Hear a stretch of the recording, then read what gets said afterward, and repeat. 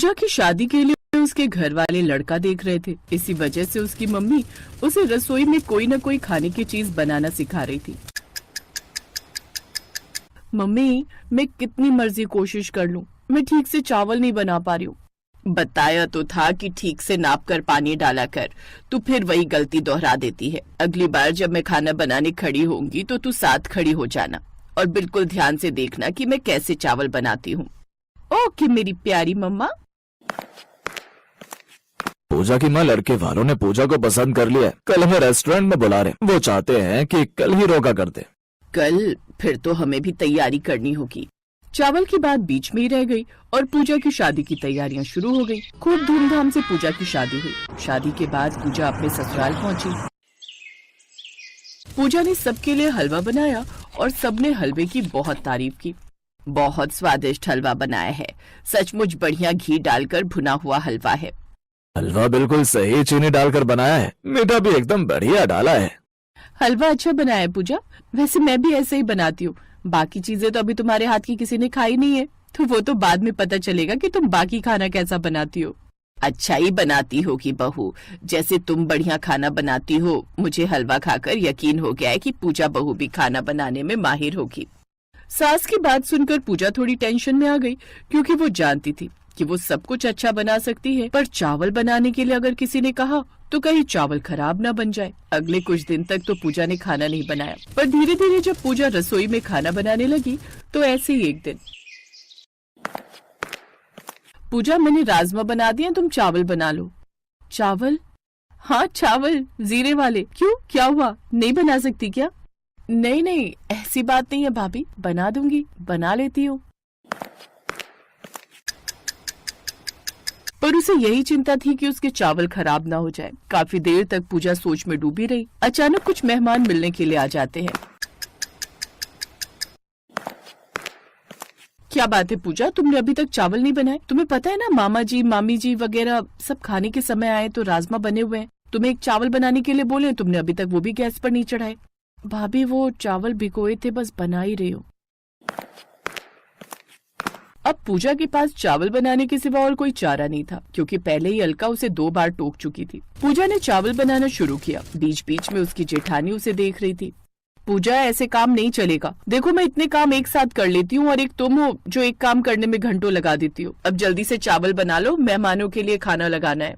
अलका बार बार उसे चावल के लिए बोलने आ रही थी, पर हर बार की तरह इस बार भी पूजा के चावल पूरी तरह से चिपक कर घुट गए थे। बन गए चावल? एक काम करो, तुम डाइनिंग टेबल पर ले आओ, मैंने सब कुछ लगा दिया है, मैं सलाद रख रही हूँ। पूजा ने चावल बर्तन में निकाले और सबके लिए डाइनिंग टेबल पर ले गई। अरे वाह, आज तो नई बहू के हाथ के चावल खाने को मिलेंगे। पूजा बहू, हमें पूरा यकीन है कि तुमने बढ़िया चावल बनाए होंगे। लाओ भाई, राजमा भी दो और चावल भी। पूजा चावल के बर्तन से ढक्कन हटाती है तो सब लोग जब चावल की तरफ देखते हैं तो हक्के बक्के रह जाते हैं। ये क्या है पूजा, तुमने तो चावल की जगह चावल का भरता बना दिया। ये कैसे घुटे हुए चिपके चावल बनाए? मुझे नहीं पता था कि तुम चावल नहीं चावल का भरता बनाओगी। सॉरी, ये सच है, मुझे चावल बनाने नहीं आते। कोई बात नहीं बहू, हम ऐसे ही मिक्स करके खा लेंगे। लाओ दे दो। मामा जी मामी जी, मैं दूसरे चावल बना लाती हूँ। अलका बहू, जाकर रोटी सेक लो। सॉरी मामा जी, सॉरी मामी जी। कोई बात नहीं बेटा, बार बार सॉरी मत बोलो, कभी कभी कुछ चीजें नहीं बनानी आती। देखो तो, हमने तो खा भी लिए। पूजा, अलका से रोटी ले आओ, उसने बना ली होगी। कुछ देर बाद जब मामा मामी चले गए तब अलका ने तूफान खड़ा कर दिया।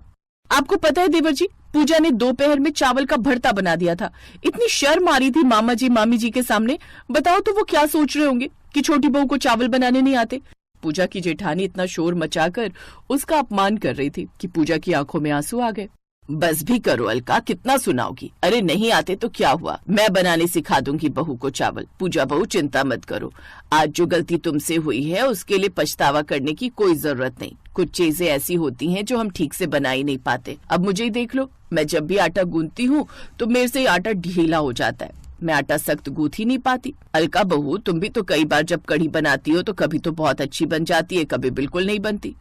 तो क्या इसमें तुम अपने लिए ढिंडोरा पीटती हो कि तुमसे चीज अच्छी नहीं बनी? और रही बात इन चावलों की, हम इन चावल का भरता ही बनाएंगे, एक नई रेसिपी। चलो पूजा बहू, रसोई में चलते हैं। तुम मुझे प्याज, टमाटर, हरी मिर्च, लहसुन, अदरक सब कुछ काट कर दो। मैं इन चावल का भरता बनाऊंगी और कल से मेरी ड्यूटी शुरू होगी तुम्हें चावल बनाना सिखाने की। अपनी सास की बात सुनकर पूजा के चेहरे पर सुकून की मुस्कान आ जाती है। पूजा की सास चावल का भरता बनाती है क्योंकि वो जानती थी कि पूजा ने भले ही चावल घुटे हुए बनाए हैं पर दिल से बनाए हैं, इसलिए वो पूजा के बनाए हुए चावलों का मान रखती है और सबको चावल का भरता बहुत ही टेस्टी लगता है। वाह प्रकाश की माँ, तूने तो नया ही तरीका अपनाया चावल से भरता बनाने का। बड़े स्वाद लग रहे हैं तुम। पूजा बहू एक काम करो, तुम चावल बनाना सीखना छोड़ ही दो। तुम ऐसे ही चावल बनाया करो, तुम्हारी सास इनका भरता बना दिया करेगी। क्यों भाई? नहीं नहीं, चावल भी सीखेगी हमारी बहू। ये अलग बात है कि कभी कभी ये भी ट्राई किया करेंगे, पर बहू को मैं ऐसे चावल बनाना सिखाऊंगी कि चावल का एक एक दाना अलग होगा। अगर चावल खिले खिले बनाने हैं तो सबसे पहले उन्हें बनाने का तरीका सिखाऊंगी। कुकर में कैसे बनाने हैं, खुले में कैसे बनाने हैं, सब तरीके अलग अलग होते हैं। कितने चावल, कितना पानी, हर किसी का अपना हिसाब होता है, पर चावल ऐसे बने होने चाहिए कि बर्तन से एक दाना भी ना चिपके। वही सबसे बढ़िया चावल बनने की पहचान होती है।